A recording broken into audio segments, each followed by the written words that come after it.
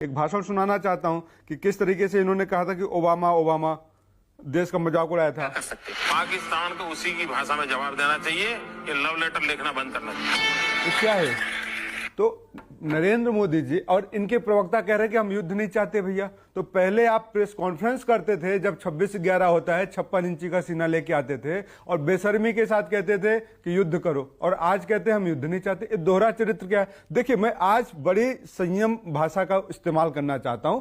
देश पूरा एक साथ खड़ा था, सरकार के साथ सर्वदलीय बैठक बुलाई गई, लोगों ने कहा कि हम सरकार के साथ हैं, सेना के साथ हैं। आखिर नरेंद्र मोदी जी सरेंडर क्यों कर गए अचानक से? ना आपने विपक्ष को बताया, ना आपने मीडिया को बताया। ये अचानक फैसला कैसे हो जाता है? देखिए, कांग्रेस ने इस देश को दुनिया की दूसरी सबसे बड़ी फौज बना दिया, पनडुब्बी दी, पोत दिए, युद्ध पोत दिए, मिसाइलें दी, अंतरिक्ष में दुनिया का सबसे बड़ा ताकत बना दिया, और साथ में दिया आत्मसम्मान। पूरी दुनिया में हम आत्मसम्मान के साथ जी सकते हैं। सेना वही, ताकत वही, सब कुछ वही, लेकिन चौधरी कैसे बना दिया आपने अमेरिका को?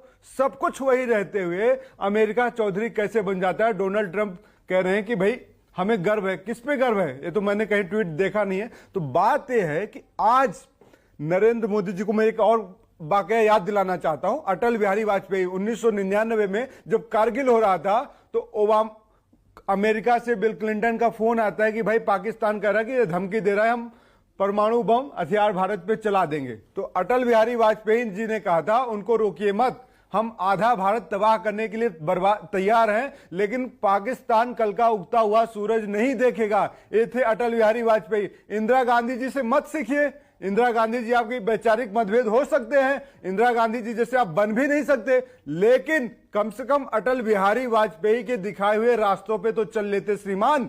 बात है, आज आपने देश को शर्मसार किया है, आज आपने देश को शर्मिंदा किया है, देश के आत्मसम्मान को ठेस पहुंचाया है। बात इतनी सी है। नरेंद्र मोदी जी का ऑक्सीजन अगर मीडिया हाउस से बंद हो जाए, newspaper, social media, TV and all, तो नरेंद्र मोदी जी 2 दिन में सरेंडर कर देंगे, क्योंकि नरेंद्र मोदी जी के अंदर वो ताकत नहीं है सवालों के जवाब देने की। मैं शुरुआत कर रही हूँ सर, जरा समझना चाहूंगी विपक्ष जो सवाल उठा रहा है, युद्ध विराम जी, इसमें मेरा रिस्पॉन्स लेना, छोटा सा रिस्पॉन्स लो। ठीक है, 10 सेकंड। अरे बोलिए। आपके माध्यम से मैं बताना चाहता हूँ, दीपक झा जी क्या कहते हैं, इन्होंने तो नियुक्ति कर दी थी सेना को।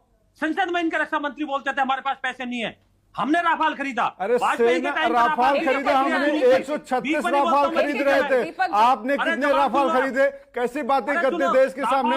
हमारी डील से 5 गुना 10 गुना महंगा डील आपने कर दिया। कैसी बातें करते? शर्म आती है कि नहीं आती है झूठ बोलते हुए?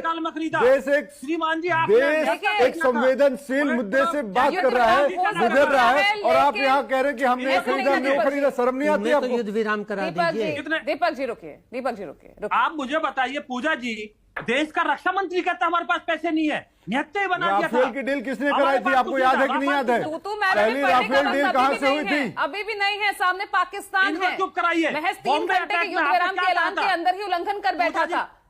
तो अभी भी स्थिति अभी भी संवेदनशील है। रुके, अब रुके, अब जवाब नहीं, इन्होंने बोला तो 5 नहीं, अब विजय जी अब रुकिए। अरे सरेंडर पार्टी के प्रवक्ता, प्रधानमंत्री के लिए एक मिनट पूजा जी, इस सरेंडर पार्टी के प्रवक्ता जो बता रहे हैं ना, इनसे पूछ लीजिए राफेल डील जो कांग्रेस ने किया था, 128 राफेल डील हमने किया था, और 128 राफेल डील को इन्होंने कैंसिल करके सिर्फ 36 राफेल कैसे खरीदते हैं? ये बताइए। सेना को कमजोर करने का काम भाजपा करती है, और इसीलिए अगर 136 राफेल खरीदे होते आज, तो सरेंडर करने की नौबत नहीं आती, अमेरिका को चाचा चौधरी बनाने की नौबत नहीं आती। रिक्वेस्ट है आपसे। और दूसरी बात, पूजा जी 10 सेकंड। नहीं, देखिए मुझे ऑडियो डाउन करना पड़ेगा, भाजपा वाले रोज सुनाना चाह रही हूँ, प्लीज अब प्लीज शांत हो जाइए। विजय जी आप भी